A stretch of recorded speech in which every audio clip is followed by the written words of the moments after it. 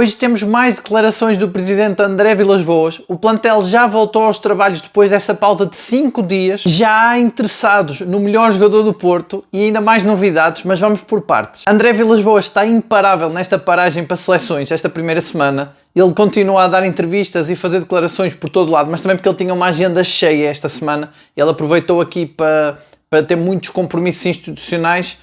Talvez tenha descansado também mais uma vez que a equipa não estava nem a treinar e ele aproveitou para isso, como eu já tinha dito logo na segunda-feira, no vídeo de segunda, que o Vilas-Boas ia reagir à arbitragem do jogo com o Benfica, mas ele não se ficou por aí, falou de muito mais coisas. Desta vez as declarações são mais softs porque são no dia do clube, porque hoje é o dia do clube no Porto e foi nesses festejos. Ele falou do Memorial do Pinto da Costa. Ainda não vi esse memorial, ainda não sei muito bem onde é que ele é, tenho que ir ver. Não sei se alguém já viu, se alguém já viu pode deixar nos comentários o que é achou e onde é que é também, que eu ainda não entendi muito bem. E o presidente continua com ideias, agora também para o clube. Ele diz que quer juntar o dia do clube, os Dragões de Ouro e o aniversário do clube, tudo no mesmo dia, para criar uma festa ainda maior. Ele tem muitas ideias. Ontem a ideia dele da Liga Ibérica foi muito comentada aqui no vídeo de ontem.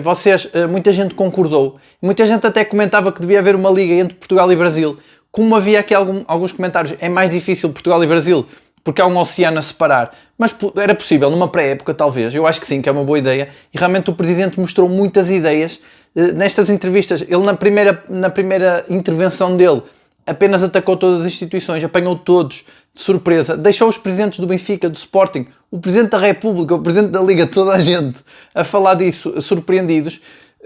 Fez com que houvesse muitos comunicados, muitas respostas, mas depois começou a falar de ideias para o futebol português. E é de gênio, porque deixou toda a gente perdida. E eu não sei, nesta última parte das ideias para o futebol português já ficaram todos perdidos. Houve algumas pessoas que arriscaram uma ou outra ideia, mas realmente ele a mostrar que tinha muito para oferecer aqui ao futebol português, a criticar o futebol português em fatores mais estruturais de competitividade, a mostrar preocupação com os lugares no ranking de Portugal, o financiamento dos clubes, com essas competições, com o valorizar de toda a Liga Portuguesa, de todo o campeonato português, do futebol português, e deixou todos surpreendidos, e aqui as respostas já são mais difíceis.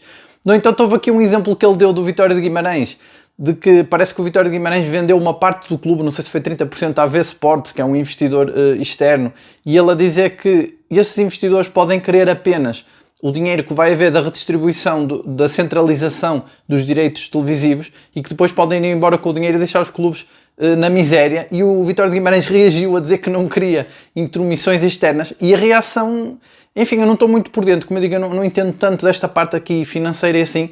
Sei que esta direção do Porto é muito competente nesse aspecto. O que é certo é que o Vitória de Guimarães reagiu, e eu não sei se terá ou não razão, mas achei interessante como Vilas-Boas disparou para todos os lados, mas não foi só crítica, também teve aqui muita crítica construtiva, muitas soluções ou muitos pedidos para arranjar uma solução para os clubes se sentarem para melhorar o espetáculo. Inclusive ideias como ter 3 clássicos, 3 jogos contra o Benfica, contra o Sporting numa época em vez de 2, fazendo uma liga que na segunda volta tem menos equipas. Enfim, várias ideias revolucionárias que realmente deixou toda a gente em choque, porque mesmo o presidente do Benfica, por exemplo, numa altura de eleições, não mostra, nem o presidente do Sporting, não mostram essa visão tão macro e tão grande, tão ampliada. E foi interessante como ele começou com essas quesilhas, que muita gente aqui dividiu opiniões, muita gente aqui foi a favor, outros contra, defendeu o clube, é verdade. Eu acho que era necessário, que o Porto estava a ser muito prejudicado, mostrou aqui uma mudança de postura. Toda a gente caiu em cima dele, e enquanto caiu em cima dele, ele já estava a dar soluções e ideias para o futebol português. Realmente o Vilas-Boas aqui muito ativo esta semana, a mexer com tudo, e eu acho que ele esteve bem. Também tenho visto nos comentários que as pessoas acham que ele tem estado bem, defendeu bem o clube, e agora com estas ideias revolucionárias, que também dividem opiniões, mas que é sempre interessante realmente sentar e gerar debate. É sempre muito bom para o futebol português, e é engraçado como o Vilas-Boas conseguiu aqui mexer com tudo. E agora declarações mais pacíficas no dia do clube, a salientar as grandes figuras do clube, a fazer ali um discurso para os sócios, a ter essa ideia de juntar todas as festas no dia de aniversário do clube. Enfim, um discurso mais agregador, mais interno, mais para os sócios, mas também muito bom. Ele fez meio que um resumo mais da parte da equipa, a dizer que o Farioli é um treinador que representa muito e que entendeu muito essa ligação dos sócios com o clube e que motiva muito o plantel, que é um excelente treinador. A voltar a falar que ele, se não tivesse perdido no Ajax, provavelmente não estava no Porto, e portanto deu aqui mais uma espécie de resumo das coisas mais positivas internas do clube. e foi também um bom discurso, mas este mais soft. Mas esta direção do Porto também não é só ideias, eles também têm investido em infraestruturas e surge agora a notícia que o Porto chegou a acordo com a Câmara para ter, penso que mais um pavilhão para as modalidades e para as camadas jovens, penso que é isto. Agora, claro que já surgiram críticas, porque parece que o Porto vai pagar um valor apenas simbólico pelo aluguer do espaço, e claro que já vieram críticas de outras autarquias, enfim, ligados a outros clubes rivais, é normal que venha mais críticas mais para a frente. Eu não sei, pareceu-me que foi um bom negócio do Porto. Como disse Vilas Boas, que o Porto meio que anda com a casa às costas, e imagino como é que seria em 2004, quando houve o Campeonato da Europa e foi construído o Estádio do Dragão, como é que seria se o Presidente da Câmara fosse o Rui Moreira. Eu acho que o Porto teria tido mais condições. Eu, por exemplo, acho o Dragão Caixa muito pequeno, fica ali preso entre a autoestrada e o estádio, foi o terreno que se conseguiu. Eu acho que como Presidente da Câmara, com melhor vontade, com mais boa vontade, acho que tinha conseguido melhores condições, até o próprio centro de treinos ser em Gaia. Mas fica aqui então o registro também que não é só boas ideias, o Porto está também a investir em infraestruturas. E claro, quem tiver mais pormenores sobre isto ou quiser dar uma opinião também sobre este acordo do Porto, pode também deixar nos comentários. De todos estes discursos, todas estas intervenções do Vilas Boas, para mim, a minha preferida foi a resposta que ele deu ao Mourinho, que em termos esportivos achei muito boa, aquilo que eu dizia, se ele fosse treinador, ele não tinha ficado calado como o Farioli, ele tinha sabido exatamente como responder ao Mourinho, a fazer lembrar o Vilas Boas treinador de 2011, que conseguia sempre responder e sair por cima nas conferências com o Jorge Jesus. E gostei também das explicações que ele deu sobre a situação do Rodrigo Mora com o Ali Tiado. Respondeu muito bem, também respondeu à letra. Um pouco tarde, que já passou algum tempo sobre esse caso. No entanto, ele atualizou um pouco ao dizer que agora com o Sérgio Conceição, sendo um portista dentro do clube, espera que eles parem de brincar com o Porto. Ele nem diz brincar, ele diz tentaram brincar com o Porto. Como quem diz que não chegaram a brincar porque ele não deixou, mas que vieram com propostas que depois não fizeram, e depois essa parte de ter entrado na cabeça do Mora, eu gostei de ouvir falar sobre isso. Nós falamos muito sobre isso nos vídeos, havia aqui muito essa sensação entre os adeptos, faltava uma confirmação, o Presidente do Porto também sentiu isso, e portanto ele entrou o Ali Tiado entrou na cabeça do jogador, não sei com que propósito, o Vilas Boas a deixar no ar que seria porque tem ali aquele diretor ligado ao Benfica, tem ligações ao Benfica, e que espera que agora com o Sérgio Conceição que isso pare, e realmente eles já tinham feito isso com o Galeno, e eu acho mesmo também que fica essa suspeita. E que explica também o início um pouco mais fraco do Rodrigo Mora, com ali vários jogos sem jogar ou a jogar menos. Também Farioli dizia que o estava a adaptar, não sei se foi para proteger o jogador ou se estava mesmo. O que é certo é que o Rodrigo Mora aparece na posição 10 com mais capacidade de defender, com mais agressividade sem bola.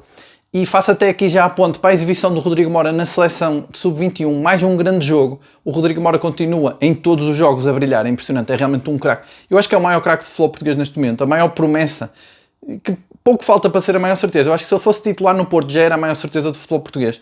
É verdade que a seleção de sub-21 tem muitos bons jogadores. Eu via, por exemplo, o Gustavo Sá, fez um grande jogo e fez-me lembrar, na pré-época, toda a gente aqui sugeria sempre a contratação do Gustavo Sá, uma vez que não vinha o Kenneth Taylor. Realmente que grande médio, que seria um grande reforço para o Porto. Eu acho que o Porto ainda tem interesse nele, pode vir em janeiro ou até na próxima época, vai estar sempre de olho nele, realmente um grande jogador.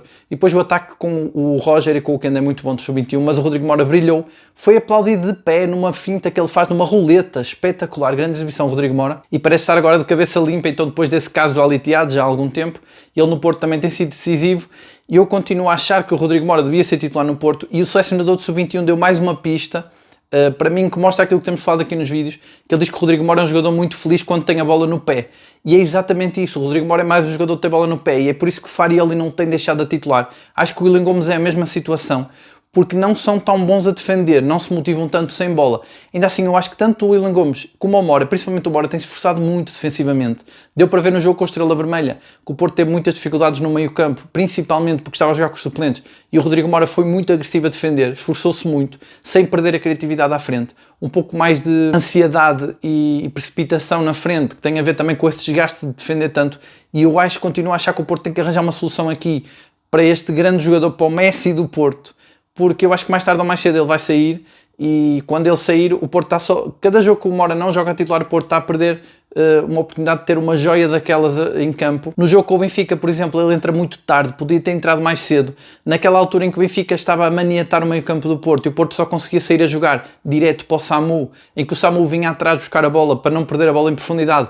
Eu vi ali as características do Mora, e o Mora já tinha sido testado a falso 9 com a Estrela Vermelha, falta um pouco de coragem, muita coragem neste caso, para tirar o Samu logo à meia hora do jogo e colocar o Mora, que iria trocar as voltas ao Benfica, e falta essa aposta nesse jogador, que volta a estar nas bocas do mundo. Agora é uma publicidade do Messi, em que ele tira umas cartas, eu não sei, parece que o Messi faz isto todos os anos, em que ele lança ali uns talentos, em que ele acredita, é uma publicidade da Adidas, e em que o Rodrigo Mora está lá nessas cartas, ou seja, o Rodrigo Mora aqui a ser associado ao Messi nessa publicidade da Adidas, e acho que é muito claro que cada jogador é cada jogador, mas o Mora é tipo uma espécie de Messi português, e acho que ele tinha lugar nesta equipa a titular. Eu acho que o William Gomes também, e o Farioli tem que arranjar ali uma solução. Eu sei que o Gabri Veiga dá mais poder de combate ao meio campo, o Gabri Veiga tem feito bons jogos, equilibra mais a equipa, é verdade, mas ter aquele talento no banco a mim custa-me sempre muito. Quando vejo o Mora jogar no Sub-21 a titular, vejo o quanto é uma pérola, tem que jogar, o Rodrigo Mora tem que jogar, e portanto é importante arranjar aqui uma solução. E estes jogadores não são eternos, estes craques do Porto, é como o Froholt. Hoje surgem notícias de que o Atlético de Madrid está interessado no Froholt e parece que vai mesmo tentar avançar, tentar se antecipar aos outros gigantes.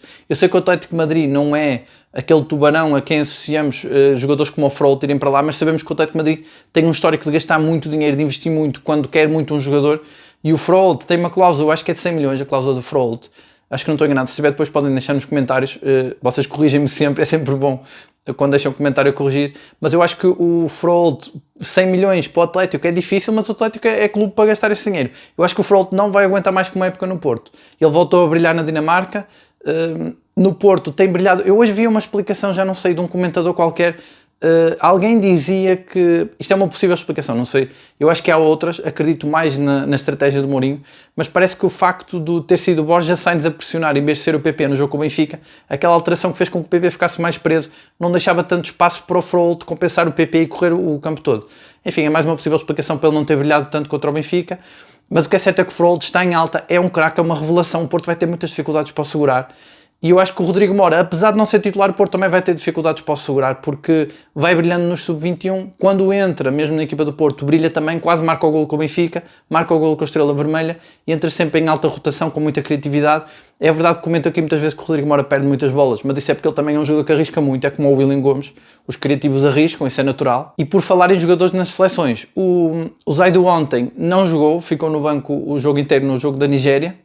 O que eu acho que essa é uma boa notícia para o Porto. O Eustáquio também não jogou. Ao menos são jogadores que vão chegar frescos, vão voltar frescos da seleção. Pelo lado do Porto é sempre positivo. Eu sei que pelo lado do jogador não é bom, motivacionalmente não é bom, mas para o Porto é sempre bom, garanto que o jogador não se lesiona e não vem cansado.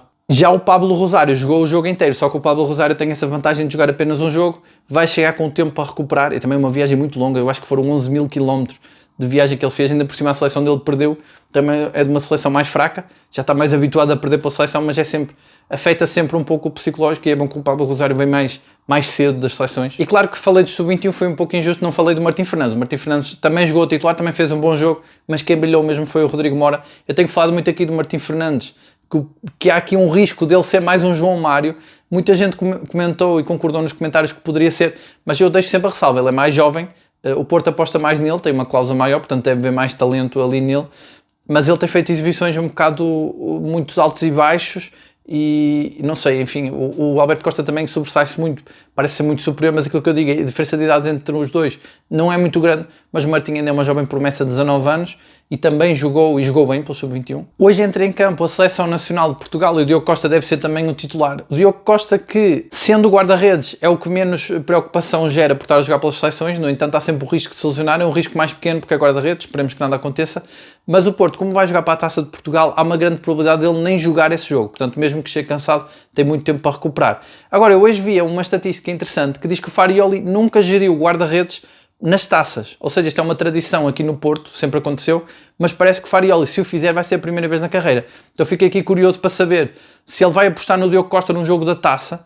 contra o Celuricense. Seria histórico, acho que isso nunca aconteceu no Porto, não me lembro do Porto jogar com um guarda-redes titular contra uma equipa da terceira liga para a taça. Aliás, o Porto até costuma fazer o oposto, mesmo quando é, por exemplo, na final, um clássico, um jogo difícil, joga na mesma com o guarda-redes suplente, mantendo ali a aposta, mas parece que o Farioli nunca fez isso. Fica aqui a dúvida, será que Cláudio Ramos não vai ter oportunidade? É que se o Cláudio Ramos não tiver oportunidade, onde é que ele pode jogar mais? Não estou a ver, no campeonato ele não joga, na Liga Europa também não, a oportunidade dele seria Taça de Portugal, Taça da Liga, ou esperar alguma baixa de última hora do Diogo Costa, alguma lesão.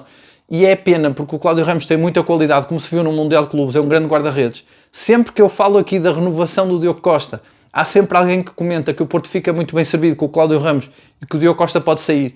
Não é bem assim, o Diogo Costa é realmente, como disse Farioli, está entre os 3 melhores guarda-redes do mundo. Não sei se entre os 3, mas entre os 10 está sem dúvida, ou seja, um guarda-redes de nível mundial.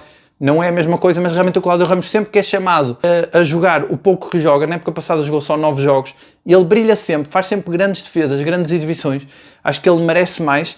E se o Farioli não apostar nele na taça, está aqui complicado. Eu acho que se fosse o Cláudio Ramos pedia para sair, acho que era justo ele sair, porque já deu muito ao clube, passou a maior parte do tempo no banco e nunca comprometeu. Mas não está aqui em causa nenhum problema de balneário, até porque o Farioli, quando indicou quem eram os capitães de balneário, quem eram os jogadores que traziam a mística e que traziam a atitude certa para os jovens, ele mencionou o Cláudio Ramos. Se não me engano foi Diogo Costa, Cláudio Ramos, Eustáquio e Zaidu. Portanto, Eustáquio, Zaidu e Cláudio Ramos não são titulares. O Zaidu andou ali perto de ser titular, foi titular em alguns jogos, mas o Eustáquio e o Cláudio Ramos não são mais jogadores para estar no banco. Mas o Farioli, ao nomeá-los como guardiães dessa forma de jogar a Porto, do espírito do Porto, dá-lhes aqui um papel muito importante. E portanto eu acho que o Cláudio Ramos não está em causa ele chatear-se ou ficar indignado ou criar algum problema de balneário por não jogar para a taça, mas já há essa expectativa. Em princípio joga o Cláudio Ramos, mas o Farioli vai ter que alterar aqui um bocado. Mas também o Farioli tem uma carreira jovem, ainda tem poucos anos de treinador e vai aprendendo. E esta direção do Porto é muito forte também em transmitir esses valores e essas ideias para o treinador. Aquilo que eu disse, por exemplo, no jogo com a Estrela Vermelha, o Farioli talvez tenha exagerado, jogou com a equipa toda suplente, só o Bednar é que o Diogo Costa é que jogar e depois o Bednar é que até saiu ao intervalo. Mas eu acho que há ali papel, trabalho da direção. Eu acho que o Vilas Boas faz questão de passar essas informações, porque havia um histórico. O Vítor Bruno, na época passada, tinha jogado com os titulares contra a Roma e depois vai jogar com o Benfica e perde 4-1 e os jogadores estavam cansados e eu acho que há muito esse papel e esse cuidado de preparar tudo ao detalhe por parte da direção. Eu acho que a direção passou essa informação para o Farioli e é bem capaz que aqui que também haja um papel da direção em chamar a atenção do Farioli, que há essa tradição no clube de jogar o suplente. Portanto, acredito que jogue, mas será uma inovação, porque o Farioli não costuma fazer essa gestão de guarda-redes. O Porto volta então hoje a treinar depois de 5 dias de folga. Estas folgas, eu acho que o Farioli ainda deve dar mais para a frente folga a estes titulares da seleção, porque eles chegam cansados e não têm direito a estas folgas. Estas folgas muitas vezes têm a ver até com objetivos internos e portanto, como prémios. E então eu acho que o Farioli vai fazer como fez na última paragem de seleções, na anterior, em que depois, à mínima oportunidade ali, vai dar descanso aos internacionais. Acho que é justo, acho que ele vai fazer isso. No entanto, estes jogadores já tiveram a sua folga, foram poucos, porque foram 15 internacionais que não estavam. No entanto, os poucos que estavam tiveram essa folga, exceção do De Jong, que está lesionado a tentar recuperar. Aquilo que eu tenho dito, o De Jong tem que ter cuidado, porque só tem uma época no Porto. Se demora muito tempo e atrasa muito a recuperação da lesão, pode passar de um jogador tão admirado, tão respeitado pelos adeptos, pode passar a ser um flop. É preciso ter cuidado com isso, ele já não é jovem. E faz falta esta equipa. É verdade que o Denis Gul cresceu muito depois da ausência da lesão dele. Isso tem acontecido muito neste Porto. Toda a equipa, sempre que alguém se lesiona, o suplente costuma brilhar e conseguir ganhar espaço. Aconteceu com o Zaidu e com o Francisco Moura, aconteceu com o De Jong e o Samu, agora com o Denis Gul e o De Jong, aconteceu com o Mora e o Gabri Veiga, aconteceu com o William Gomes e o PP, e aconteceu com o Pablo Rosário e o Alberto Costa. Claro que o Pablo Rosário e o Alberto Costa não foi tanto, porque o Pablo Rosário não tem capacidade ofensiva. Ele defendeu bem, manteve o equilíbrio, mas é complicado, não é a mesma coisa. Eu diria que até aconteceu com o Pripich e o Kivior no jogo da Estrela Vermelha. O Kivior não estava lesionado, mas esteve no banco e o Pripich jogou muito bem, fez um bom jogo. Mas então o De Jong tem que ter cuidado, até porque quem vem de lesão normalmente demora a recuperar. Aconteceu isso com o Francisco Moura, tem acontecido, por exemplo, até o próprio Alberto Costa demorou a entrar. E portanto é importante que o De Jong, uma paragem quanto mais longa, mais difícil voltar a entrar na equipa, e ele só tem uma época de contrato. E de resto o Farioli chamou muitos jogadores da equipa B e dos sub-19, já era esperado, ele costuma fazer isto. Eu só espero, como já disse no vídeo de ontem, que ele não se lembre de marcar um amigável, acho que não é necessário, mas eu acho que ele também tem gerido melhor isso. Ele começou com querer toda essa intensidade, eu acho que ele tem gerido melhor. O próprio Vilas Boas já alertou nas declarações que não pode haver mais lesões, mais uma lesão num jogador importante e pode pôr o título em causa, ele próprio disse isso, e portanto eu acho que o Porto está mais atento e acho que não vai cometer esse erro mais uma vez, porque nunca se sabe com que atitude vem a outra equipa, que foi o que aconteceu com o Lourosa, e de repente ter 2 jogadores titulares lesionados pode afetar e, como diz Vilas Boas, pode mesmo deitar o título a perder, e portanto acho que não vai fazer isso, espero que não faça. Até porque o jogo com o Soluricense, sendo um jogo de menor grau de dificuldade, em princípio, porque às vezes há jogos da taça que surpreendem, mas pode ser mais visto como um jogo também para recuperar os níveis, e depois sim então começa mais um ciclo muito intenso, muito louco, de muitos jogos para o Porto, 6 jogos em 20 dias, se não me engano, que começa na Liga Europa com o Forest, depois tem o Trek, Famalicão, Braga, tem muitos jogos aqui difíceis, e aí o Porto vai ter que estar em forma, mas desta vez com mais tempo para descansar, porque não tem logo o jogo em cima, como aconteceu com o Nacional na outra paragem, e que foi talvez o pior jogo da época este ano do Porto. E agora eu quero saber de vocês, se alguém viu essa exibição do Rodrigo Mora, o que é que acharam? Se concordam que o Rodrigo Mora tem que ser titular nesta equipa? Se vocês acham que o Farioli vai manter a tradição do clube ou a dele, porque uma dessas tradições vai ter que cair, de não utilizar ou de utilizar o guarda-redes suplente no jogo da taça? Se acham que o Farioli vai marcar algum amigável durante a próxima semana, ou se acham que ele aprendeu a lição com o jogo com o Lourosa e não vai fazer isso? O que é que estão a achar destas declarações do Vilas Boas, que tem falado praticamente todos os dias, às vezes mais que uma vez, umas vezes a defender o clube e a atacar o futebol português, outras vezes a dar soluções para o futebol português, outras vezes a falar mais para os sócios? Tem falado muito. O que é que têm achado das declarações dele? Qual foi a parte das declarações que mais gostaram dele e quais é que menos gostaram? O que é que vocês acham deste interesse do Atlético Madrid no Froholt? Se acham que o Porto vai conseguir segurar o Froholt? Se acham que ele vai já para o Atlético Madrid ou se vão aparecer outros interessados? Qual é a vossa expectativa para essa série de 6 jogos em 20 dias? Penso que é 20 dias. Que se aproxima. Já sabem, deixem os vossos comentários, eu leio sempre todos. Muito obrigado a todos por assistirem. Não se esqueçam de deixar o like, subscrevam o canal se ainda não subscreveram. Um abraço a todos e até amanhã.